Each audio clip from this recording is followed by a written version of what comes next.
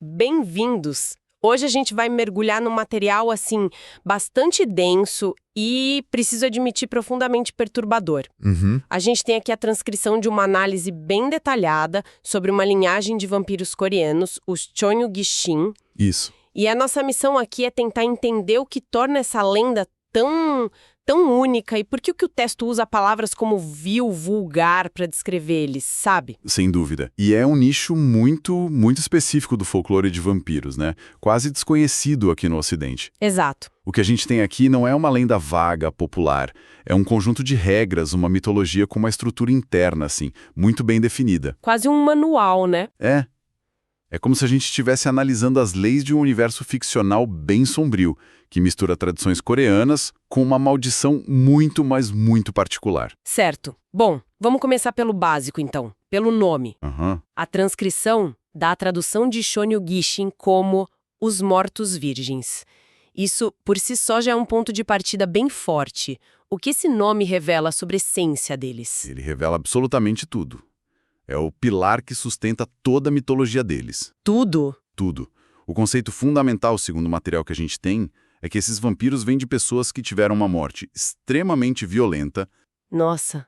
enquanto ainda eram virgens. Nossa! E essa condição no momento da morte não é só um detalhe trágico, sabe?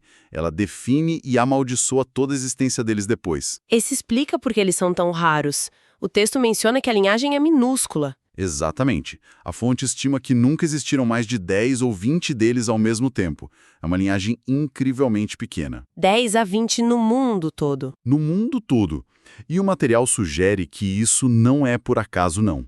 Outros vampiros do Oriente, especialmente os mais antigos e estabelecidos, desprezam eles profundamente. Sei. Eles são vistos como uma anomalia, uma mancha. Mas se eles são tão desprezados assim, por que não são simplesmente exterminados? Parece que seria um alvo fácil. E aí entra uma nuance cultural bem interessante que o texto aponta. Ah, tem isso. Tem.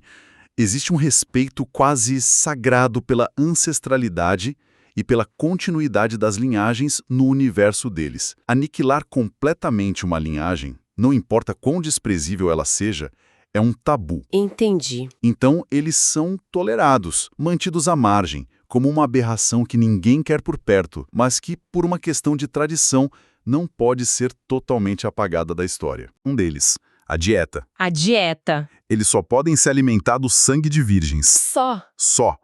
De acordo com a transcrição, o sangue de qualquer outra pessoa se transforma literalmente em cinzas na boca deles. É inútil.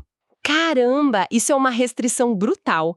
Eu já ouvi falar de outros mitos de vampiros com paladares seletivos, mas nada tão específico assim. Sim, e o texto até faz uma comparação interessante. Menciona que essa seletividade lembra outros arquétipos, como os Ventrue, de algumas lendas, que são conhecidos por terem preferências alimentares muito restritas, tipo o sangue de artistas ou de nobres. Certo. Mas o que torna os Cheonyu-Gishin uma anomalia ainda maior é que as habilidades deles, que nesse universo são chamadas de disciplinas, se parecem mais com as do historiador. E o que isso significa? Quem são os toreadores nesse contexto? Para quem não está familiarizado, os Toreador são um clã de vampiros tipicamente obcecado pela beleza, pela arte, pela paixão, pelas emoções humanas mais intensas. Ué, É um contraste gritante, né? totalmente. Como pode uma criatura com uma maldição tão sórdida ter afinidade com poderes ligados à beleza e à sensibilidade? Pois é, o material usa isso para sugerir que a origem deles é uma mistura estranha e não natural, tipo um acidente genético no mundo vampírico. Ok. É aqui que a coisa começa a ficar realmente sombria. Se a única fonte de alimento deles são virgens, isso nos leva a uma conclusão inevitável sobre o perfil das vítimas mais comuns deles. Crianças e jovens. Pois é. E é exatamente por isso que a fonte usa uma linguagem tão pesada para descrever eles. Eles são chamados de a mais baixa e vil das criaturas. Nossa. O argumento no texto é que, no código de honra distorcido dos predadores noturnos, não existe glória, habilidade ou respeito em caçar uma criança. É o cúmulo da covardia. É um ato que joga eles no fundo do poço da hierarquia social vampírica. E a violação não é só a caça em si, né? O material descreve o trauma de um jeito muito específico. Sim, e essa talvez seja a parte mais perturbadora da análise. O texto traça um paralelo direto e muito pesado com o abuso sexual. Puxa, É descrito que a mordida deles, o beijo, pode induzir uma sensação física de prazer na vítima. Isso cria uma confusão psicológica terrível. é uma manipulação do corpo contra a mente. Exatamente. O corpo da vítima pode reagir de uma forma, mas a mente está ciente da violação. Confusão. A memória de sentir algo que o cérebro sabe que é errado. Isso causa pesadelos, um trauma profundo e duradouro. A violação não é sobre o sangue que eles tomam, é sobre a inocência psicológica que eles destroem no processo. E isso solidifica a percepção deles como criaturas fundamentalmente vulgares. Espera um pouco. A fonte diz que eles são desprezados, a mais baixa das criaturas, mas ao mesmo tempo descreve a caça deles como algo que exige um nível de planejamento quase sobre-humano. Exato. Como essas duas ideias coexistem? O que a fonte diz sobre essa dissonância? Essa é a grande contradição que o texto explora. Sim, o ato é vil, mas o método é incrivelmente sofisticado. Não é um ataque impulsivo de um monstro faminto. Não é. Não. A caça de um sonho guixin exige uma paciência que desafia a compreensão, uma inteligência aguçada para a vigilância e uma capacidade de observação e planejamento meticulosos. Eles podem seguir uma vítima em potencial por meses, às vezes anos, sem nunca serem detectados. É um jogo de xadrez de longo prazo. Uma dedicação quase artística a um ato hediondo. É um tipo de pensamento estratégico e dedicação que, curiosamente, a gente encontra em pessoas que apreciam sistemas complexos e de longo prazo. Pensa, por exemplo, em quem joga RPG. Afim. Precisam pesquisar, planejar, antecipar movimentos e executar estratégias com perfeição para atingir os objetivos. É uma mentalidade que exige foco, criatividade e uma imersão profunda. É verdade. Quem gosta de RPG geralmente é uma pessoa mais criativa, inteligente e muito envolvida com leitura. E esse perfil combina muito com quem precisa estudar para provas e concursos, inclusive vestibular, concurso público, concurso militar, OAB e residência médica. Totalmente. A mesma habilidade de mergulhar num sistema, entender as regras e planejar uma execução perfeita é o que leva à aprovação. Se você, estudante, quer se preparar de verdade, entra agora em medcoub.com.br, baixa o app e aproveita o maior banco de questões do Brasil, com prosas anteriores de todas as instituições, questões comentadas, resumos práticos, aulas completas e flashcards prontos para revisar onde quiser. Ótima dica. E essa ideia de execução perfeita nos leva de volta ao ponto central do ritual deles. Falando em preparação impecável, não é só sobre encontrar uma vítima. De acordo com o material, é tudo sobre o momento. O timing é a chave de tudo. O texto detalha esse processo quase como um manual. É um ritual macabro com etapas bem definidas. A primeira é a identificação. Certo. Eles usam uma habilidade sensorial aguçada, que a fonte chama de Auspex. Funciona como uma espécie de percepção extrasensorial para sentir o estado de uma potencial vítima. Sentir. Embora o próprio texto admita que o conceito de virgindade é subjetivo e que eles operam sobre os próprios parâmetros deles. Entendi. Uma vez que a vítima é identificada, começa o jogo de paciência. A perseguição. Sim, a perseguição. E aqui a paciência é levada ao extremo. Eles seguem a pessoa por semanas, meses ou, como a gente falou, até anos. Anos! Anos. E a regra de ouro, segundo o texto, é permanecer completamente invisível. Para isso, eles usam outra habilidade, a ofuscação, que não é bem invisibilidade, mas a capacidade de passar despercebido, de se misturar à multidão, de ser esquecido assim que sai do campo de visão. E se eles forem descobertos? A caçada é imediatamente cancelada. Ser notado é o maior sinal de fracasso. Ah, é? Isso acarreta uma perda imensa de prestígio e status dentro da linhagem. É uma questão de honra, por mais perverso que o conceito de honra pareça nesse contexto. A perfeição está em nunca ser percebido. E depois de todo esse tempo, toda essa preparação, vem o clímax. O momento final do ataque. O clímax. E é aqui que a crueldade atinge o seu auge. Eles não atacam em qualquer noite.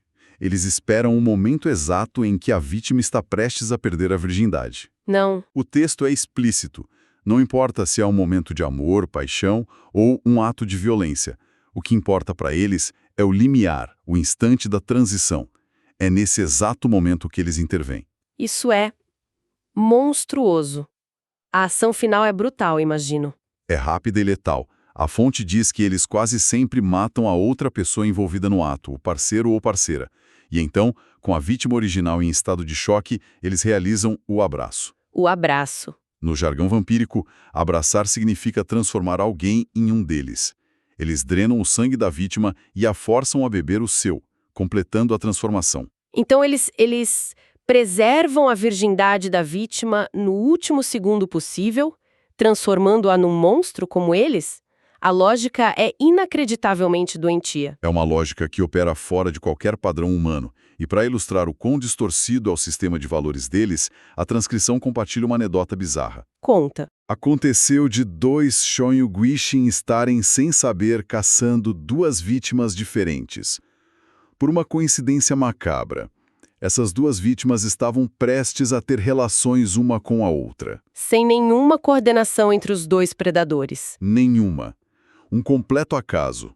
No momento do clímax, os 2 vampiros atacaram simultaneamente, cada um abraçando seu alvo. E o que aconteceu? O resultado foi que os 2 novos vampiros e os seus criadores alcançaram o status de imensa reverência dentro da linhagem. O acaso foi interpretado como um sinal de maestria e destino. Se o sistema de valores deles é tão distorcido a ponto de celebrar uma coincidência macabra como essa, eu fico imaginando. Como é que eles se enxergam? Eles têm consciência de que são monstros? E essa é a virada mais chocante da análise. Lá vem. Há uma contradição absurda na cabeça deles. O material afirma que eles não se veem como monstros, eles se veem como anjos, guardiões de uma linhagem pura e imaculada. Anjos? Como eles podem justificar isso? Na lógica perversa deles, ao intervir naquele último segundo, eles estão salvando a alma da vítima da corrupção da experiência carnal. Ah, não. Eles acreditam que estão preservando a pureza da pessoa para a eternidade, ao mesmo tempo que perpetuam a sua própria pureza amaldiçoada. É uma autoilusão gigantesca para justificar o horror que praticam. Uma contradição gritante. É a definição de um predador se convencendo de que é um salvador. Mas essa autoimagem elevada se reflete na sociedade vampírica maior? Eles são respeitados por isso? De forma alguma. É uma ilusão que só existe dentro da bolha deles. Certo. Fora dela, são universalmente desprezados. O texto é claro. Eles existem dentro da estrutura dos clãs orientais, mas não possuem títulos, poder ou influência. São vistos exatamente como que são, uma aberração nojenta. E essa aberração, segundo o que temos aqui, está começando a se espalhar. A narrativa na fonte traz a discussão para um cenário mais atual, indicando que eles não estão mais restritos à Península Coreana. Sim, o que é um desenvolvimento alarmante dentro daquela mitologia.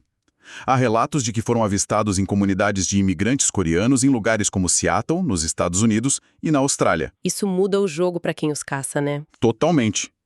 Antes, era possível, em teoria, rastreá-los pela etnia. Agora, com a expansão, eles podem ter começado a abraçar pessoas de outras origens. O que significa que qualquer um, em qualquer lugar, poderia ser um deles, tornando-os muito mais difíceis de identificar e conter. E o perfil das vítimas também não é tão restrito quanto parece. A imagem que vem à mente é sempre a de uma adolescente, mas o texto expande essa ideia. Exato. Não se trata apenas de idade. A pureza que eles caçam pode ser encontrada em outros lugares. O exemplo dado na análise é o de um monge, ou um sacerdote, que viveu uma vida inteira de celibato. Ah, claro. Se essa pessoa, em idade avançada, estivesse prestes a quebrar seus votos, esse seria o momento perfeito para um Shōyū-guishin atacar, roubando essa transição e, na visão distorcida deles, salvando uma vida de pureza. Ok, vamos tentar organizar isso tudo. Então, o que a gente tem é uma lenda sobre uma criatura que é um paradoxo ambulante. É obcecada por pureza, mas comete os atos mais vis e violadores. É uma predadora com um nível de estratégia e paciência de mestre, mas cujas ações são vistas como a maior das desonras por seus pares. O conflito central é exatamente esse. É a percepção que os Shōniguchi têm de si mesmos versus a forma como todo o resto do mundo os vê. Certo. Eles, nas mentes deles, são anjos guardiões da pureza.